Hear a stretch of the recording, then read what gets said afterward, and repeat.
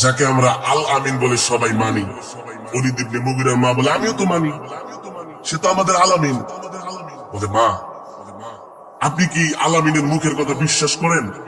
Walid ইবনে মুগীরার মা বলে বাবা, তোর কথা আমার কথা সকলের কথা মিথ্যা হতে পারে, কিন্তু মুহাম্মাদের জবান দিয়ে যে কথা বের হয় তার মধ্যে মিথ্যার কোনো অবকাশই নাই।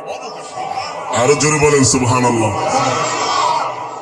এবার ওলীদ ইবনে মুগীরা বলে আম্মা জান, আমি মুহাম্মাদকে একটা গালি দিয়েছিলাম, সে আমাকে প্রতি উত্তরে গালি দেয় নাই। কি করে নাই? প্রতি উত্তরে সে আমাকে গালি দেয় নাই, কিন্তু তার সঙ্গী শিষ্যদেরকে দিয়ে আমাকে বলেছে সবার সামনে আমার নাকি জন্মের সমস্যা আছে। আম্মা জান সত্যি করে বলেন, আসলে কি আমার জন্মের সমস্যা আছে? ওলীদ ইবনে মুগীরার মা কতক্ষণ চুপ করে থেকে বলে বাবা কিছু মনে করো না,